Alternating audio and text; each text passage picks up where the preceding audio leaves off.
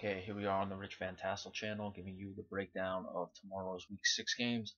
Now, any of those of you who listened to my radio show yesterday, I gave them to you. Unfortunately, the recording was a little off, so I might be off with some of the scores. I just don't remember them off the top of my head, and I'm not able to access them because of the recording. But I have some of the scores I did yesterday, so I remember the games, how I picked them, but I just don't remember the scores exactly. So please bear with me if that's the case.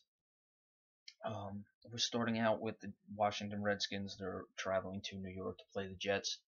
The Jets coming off the bye week. They played in London 2 weeks ago. The injury report for Washington first. Deshaun Jackson is out. Andre Roberts is questionable. Both of them wide receivers. Matt Jones, the running back, is questionable. D'Angelo Hall and Chris Culliver, both cornerbacks. Well, Chris Culliver more of a tweener between corner and safety. They are both out, and Jordan Reed is questionable. For the Jets, Leonard Williams, their impressive defensive rookie at the defensive end spot, is probable. Jeff Cumberland, their tight end, is probable. David Harris, their linebacker, is questionable. Chris Owusu, the wide receiver, is doubtful, and Bilal Powell, the running back, is questionable. Washington's been a very inconsistent team this year.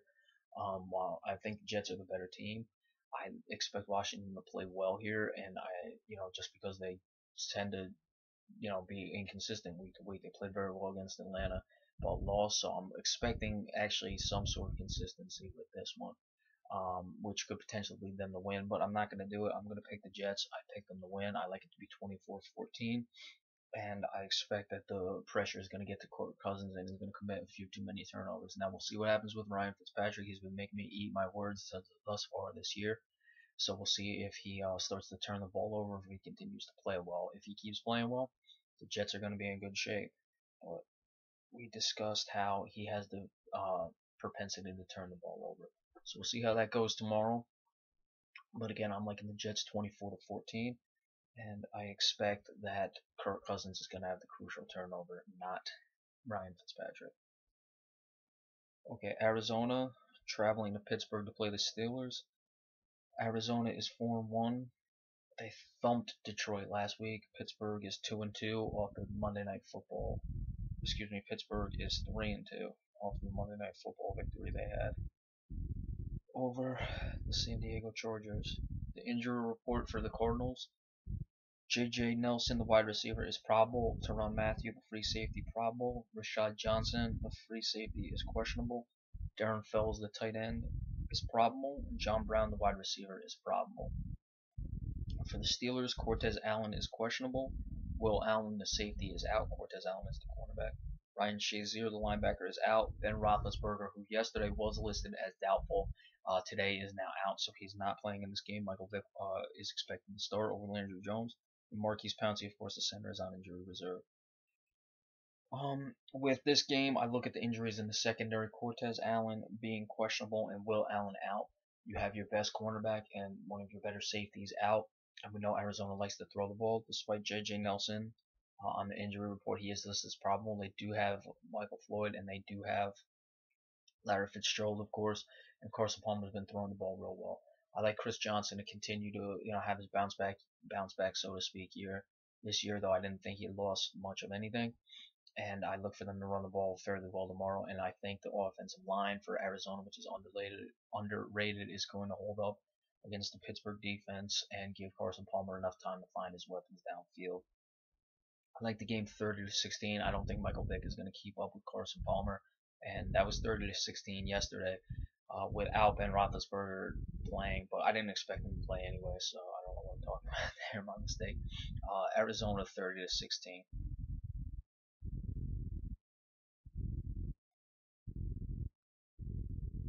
The Chiefs and the Vikings. Very interesting game. 1-4 Chiefs, 2-2 Minnesota Vikings. With this one, the injury report for Kansas City: Dontari Poe, the defensive lineman, is out. Jamal Charles, of course, suffered that devastating knee injury. He is on injury reserve, out for the season. For the Vikings, Charles Johnson, or all the position players listed are wide receivers: Charles Johnson, Jarius Wright, and Mike Wallace. Questionable for Charles Johnson. Jarius Wright and Mike Wallace are probable to go. We discussed this yesterday, of course, but we're doing it again. This is a game where I expect Adrian Peterson to have a big game. especially with Marcus Peters in the secondary for Kansas City. I expect Teddy Bridgewater to continue to be reined in and might even be reined in more with a guy like Marcus Peters, a ball hawk, despite being a rookie. He's been very impressive.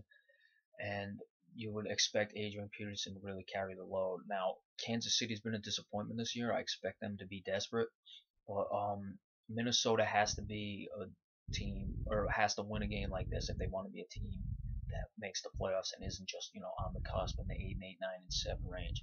This has got to be a win. Is Teddy Bridgewater going to have to make plays? It's possible, but I don't expect he will. I think that's going to what will keep the game close is they're not going to throw the ball that much. But Adrian Peterson will get the job done, and the Vikings win a very tough, must-win game, 21-20 tomorrow over the Kansas City Chiefs as the Chiefs continue to slide. A lot of question marks of what exactly is going wrong with that team this season. So Andy Reid is a good coach. I expect them to be well played, and this would be their last stand at 1-4, but not enough, especially with Jamal Charles out. So this is a game the Vikings have to really get focused on and win. Cincinnati 5-0 off that win over Seattle, travels to Buffalo to play the Bills. The injuries for the Bengals: Adam Jones, the cornerback and kick returner, punt returner, is probable. Marvin Jones, the wide receiver, is probable. Bills again have a lot of injuries. LaShawn McCoy, the running back, probable. Chris Hogan, the wide receiver, probable. Charles Clay, the tight end, probable. Percy Harvin and Sammy Watkins, two explosive weapons at the wide receiver position, are both questionable. Carlos Williams, the running back, is out. Tyrod Taylor, the quarterback, is questionable. And Aaron Williams, the safety, is on injury reserve. Obviously going to be devoid of playmakers if Percy Harvin and Sammy Watkins can't go, but Tyrod Taylor's questionable as well. So who knows exactly how that's going to break as far as the injuries. With Cincinnati, they are playing very well. I expected them to have the down year. We've been over this, but they are obviously showing what talent they have. They're really going to test Buffalo's offensive line, which isn't the best with that vaunted defensive line they have. But Buffalo, I'm liking them in this game because I think it's time for Cincinnati to lose, and they got away with one basically last week against Seattle, had that big comeback. Obviously, Buffalo has to limit the turnovers. That's been their bugaboo all season long, and I think they will do so. And I expect Tyrod Taylor, Sammy Watkins, and Percy Harvin all play. If Percy Harvin doesn't go, I would still pick the Buffalo Bills to win. If either Sammy Watkins or Tyrod Taylor cannot go, I would expect that the Cincinnati Bengals would be winning this game. But I'm thinking that all three, if not two of them, Tyrod Taylor and Sammy Watkins, are going to go. I'm expecting all three to go, and I like Buffalo to win a tough game to really help them stay at least competitive for now in that division against the New England Patriots and the New York Jets. They really have to stay to it. So I like Buffalo tomorrow, 24-20.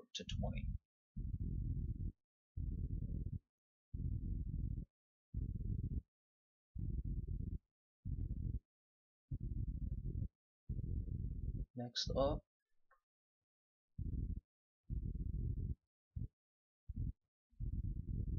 sorry for the delay, folks. I lost it just a bit here. Alright. The Chicago Bears and the Detroit Lions. I expected Detroit to win last week. They lost. We'll give you the injuries first, though. A lot for Chicago. Ego Ferguson, the defensive lineman, is on injury reserve. Intro Roll, the safety, is doubtful. Pernell McPhee, the defensive end, is questionable. Shea McClellan, the linebacker, is doubtful. Joshua Bellamy, the wide receiver, questionable. Martellus Bennett, the tight end, is questionable. Eddie Royal, the wide receiver, questionable. And Alshon Jeffrey, the wide receiver, is questionable. For Detroit, Golden Tate, wide receiver, probable. Theo Riddick, running back, questionable. Joique Bell, running back, questionable. Eric Ebron, tight end, is out. DeAndre Levy, the linebacker, is out. Matthew Stafford is the turnover guy this year. Jay Cutler has turned the ball over as well, but you expect that a lot more from Jay Cutler than as Matt Stafford, though he has had his turnover issues in the past and certainly picked up this year. We'll see if he's even going to start. All accounts are he will. He got benched last week.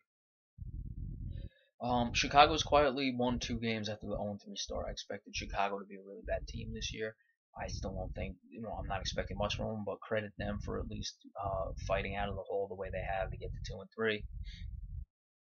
This is a game we picked Detroit last week to win because we didn't expect them to go 0-5. I don't expect them to go 0-6. These are two bad teams here. You look at Joy Bell and Theo Riddick, both questionable. So you're going to wonder what Detroit's going to do if they're devoid of a running game. Matthew Stafford has to limit the turnovers. I expect Jay Cutler is going to start turning the ball over again.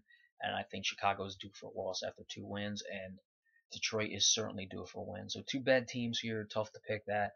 But I'm going to give it to Detroit 20-16 in this game tomorrow.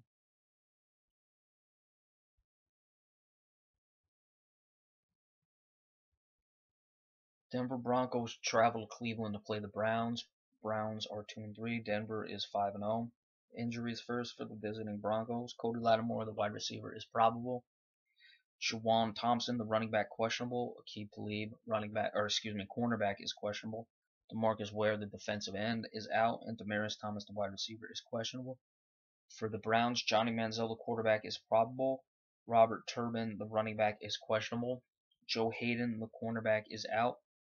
Sean Drone, the running back, questionable. Isaiah Crowell, another running back, is questionable. Josh McCown, the quarterback, is probable, and Sean Gibson is out. So I'm not really sure what the deal is. I'm expecting Josh McCown to go. Obviously, they're probable to be on the active roster, both of them, but Josh McCown is clearly the starter at this point if they're both able to go and on the active roster. I'd look at Joe Hayden as out. He was doubtful yesterday, so no surprise that he's not going now against Demaryius Thomas, who's questionable. That'll be if Demaryius Thomas goes, that'll certainly be an area of the field that Denver will look to target. Denver's got to get their offense going. Denver is a very, very sloppy 5-0. I don't want to say misleading because you've seen everything they've done this year. They've just found ways to win games. So is this the time when Denver breaks out of it? I'm not even sure they're gonna break out of it, and their offense is it's all it's cracked up to be. I don't see it, and I think Denver's due for a loss in this game. I know that the two running backs, Sean Drone and Isaiah Crowell, are questionable. That'll force Cleveland to throw the ball, but hey, Josh McCown was throwing it all over the lot against Baltimore last week, so it won't be a surprise if he can put up some big numbers, especially against a Denver secondary that Aqib Talib might not play with and isn't the best to begin with. So this is a tough one. Denver's defense has been carrying them, and they're not going to have the best offense to go against, so you expect them to play well. But I just think that it's Denver's time for a loss, and I like the Browns 27-23. Denver will get their first loss of the year. The Houston Texans travel to Jacksonville to play the Jaguars. Both teams are 1-4. Injuries for the Texans: J.J. Watt and Jared Crick, two defensive ends. J.J. Watt, more of a tweener, are both questionable. Jonathan Grimes, the running back, is probable. C.J. Fedorowicz, the tight end, is probable. Arian Foster, running back, probable. Alfred Blue, running back, questionable. Jalen Strong, wide receiver, questionable. Nate Washington, wide receiver, out. Jadeveon Clowney, the linebacker, is out. Jacksonville is listing no injuries. Obviously, all these injuries on the defensive side of the ball, especially, are going to hurt Houston. The defense has just not lived up to the billing. I was really expecting big things from this defense this year, and frankly, I'm shocked that it hasn't happened. Obviously, the players just haven't meshed, but you look at the personnel, I don't think it was at all crazy to expect them to play much better than they have. They're not this year, and they've got to figure it out. Jacksonville, at points, has shown the improvement I was expecting, and other points have not played too well. Two bad teams, again, another bad team game. I'm just not impressed by Houston. I got to get off that bandwagon as fast as I can. I like the Jaguars 17-14 tomorrow. Neither team's offense is too impressive, and it's not really going to be anything that's supporting how well the defense is playing. It's just neither one of these offenses is too good. So that's going to be the score tomorrow. Low scoring game. Jaguars 17 and the Texans 14. And the Texans, a lot of question marks after this. They'll probably be 0-5. We'll see where they turn to next. The Miami Dolphins travel to Tennessee to play the Titans. Both teams are 1-3. Miami also played in London 2 weeks ago. They're off their bye week where they fired Joe Philbin. Dan Campbell is taking over as the interim head coach. Excuse me. Alright, the injury report.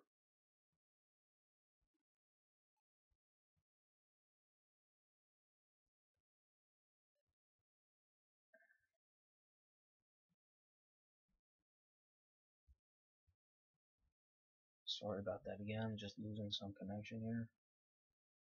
Alright, the injury report for the visiting Dolphins. Brandon Albert, the offensive tackle, is questionable. Brent Grimes, the cornerback, is questionable. Deion Sims, the tight end, is probable. For the Titans, Anthony Fasano, the tight end, is questionable, and David Cobb, the running back, is on injury reserve. Mariota has played well this year for a rookie. 82 of 128 for 1,020 yards, 8 touchdowns, 3 interceptions. So not as many yards as I expected. I expected him to throw the ball a bit more. Ryan Tannehill is really the question mark. 97 of 171, then 74 incompletions on 90 to 97 completions, which isn't good. 10,080 yards, which is just shy of 1,100 in 4 games, is nothing spectacular, and 5 interceptions. Miami can't run the ball. That's been the bugaboo all season. Lamar Miller is their top rusher at 37 carries for 131 yards. But I expect that Miami is going to come out and really look to take it to Tennessee tomorrow because, the coach is fired. A lot of manhood will be questioned, shall we say, in that locker room before the game. A lot of pride on the line. And Miami, while I don't think they were as good as they thought they were, or other people may have thought they were coming into the season, I certainly didn't think they were this bad, and that's why I expect them to get the win. There's still time for the Dolphins. All is not lost. If you're gonna fire a coach, you do it when you do it, and you do it early in the year and hope you can turn things around. So that's what they did. We'll see how it breaks for them the rest of the year. But I like the Dolphins to get the 30 points. I like it 31-20 tomorrow. And the Titans, off that Week 1 win, will now have 4 straight losses. So gotta wonder about Tennessee. I mean, they beat a Tampa Bay team that's up and down. They're on the bye this week, but really a lot of question marks where Marcus Mariota and the rest of that team is going. I don't mean Marcus Mariota as far as the questions he should be the player. I just mean Marcus Mariota at the helm of that team. Where are they going this season? So we'll see how that goes. Carolina travels out west to play the Seahawks. We talked about Cam Newton on the radio show. We're talking about him again. His number is 67 for 121. That's barely over 50%. 809 yards, 7 touchdowns, and 2 interceptions.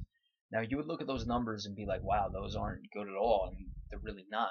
I didn't even expect them to be that bad. But when I look at those numbers, it speaks more to Cam Newton as an MVP candidate. You might scratch your head at that.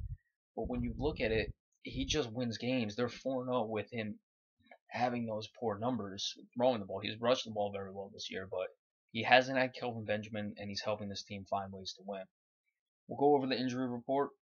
For Carolina, A.J. Klein, the linebacker, is out. Jericho Cotchery, the wide receiver, is probable, and Luke Kuechly, the linebacker, is probable.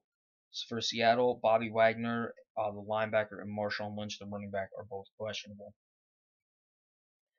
Thomas Rawls had a good week last week. He's having a good year, 58 carries for 326 yards. That's well over 5 yards per clip, or pretty close to 5.5 actually. Just about 5.5. Jonathan Stewart, at his age, isn't having the best year running the ball, 59 carries for 200 yards. Greg Olsen, as you would expect, is the top wide receiver without Kelvin Benjamin. Carolina needs their wide receivers to play better if they're really going to have the success they want to have this year.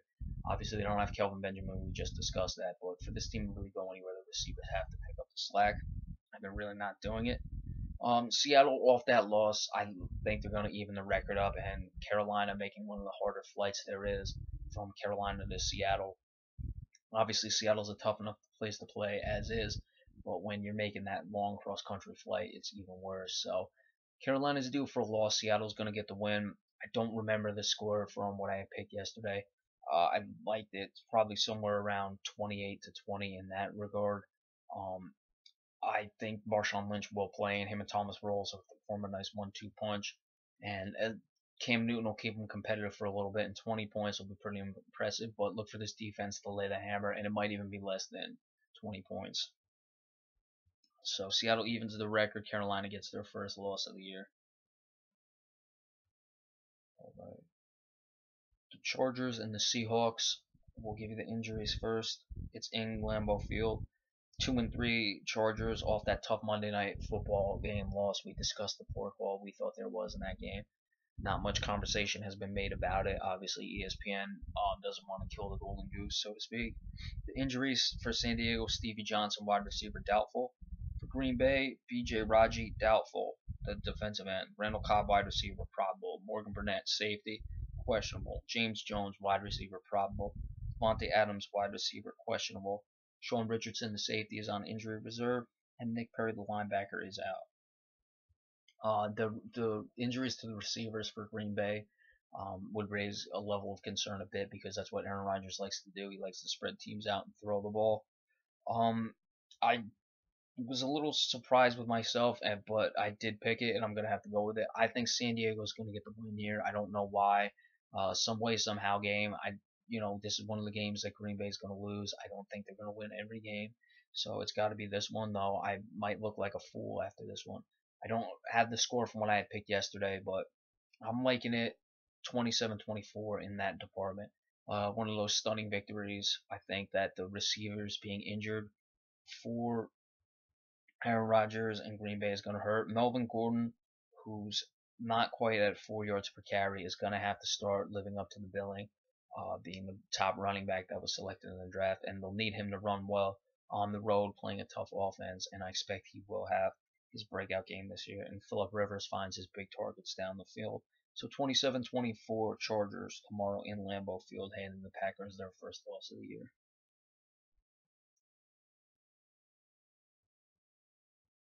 The Baltimore Ravens travel west to play the San Francisco 49ers, two quarterbacks who played in the Super Bowl in 2013, two teams that are now a surprising 1-4. San Francisco had that last stand tough loss against the Giants last week on Sunday Night Football, and the Ravens lost in overtime to the Cleveland Browns. For the injuries for Baltimore, Ladarius Webb, the cornerback, is doubtful. Darren Waller, wide receiver, is out. Chris Givens, wide receiver, questionable. Crockett Gilmore, tight end, questionable. Justin Forsett, running back, questionable. Steve Smith, senior, wide receiver, questionable. Lorenzo Taliaferro, the running back, is on injury reserve, and Will Davis, the cornerback, is on injury reserve. For the 49ers, Bruce Ellington, the wide receiver, questionable. Vernon Davis, the tight end, questionable. Carlos Hyde, the running back, is questionable. And Reggie Bush, the running back, is doubtful. San Francisco's running backs can't go. It's going to force Colin Kaepernick to play, that really have to throw the ball. Now, he did snap out of whatever was bothering him against the Giants, so could that be the spark they need to, I don't want to say save their season, because I just don't think that the talent and all the off-season wheeling and dealing is enough to make the playoffs. But certainly turn them around to where they're competitive the rest of the year. Well, that will remain to be seen. This game will obviously be a big stepping point to determine whether that's going to happen or not. Baltimore, Joe Flacco is really not having a good year. 5 interceptions.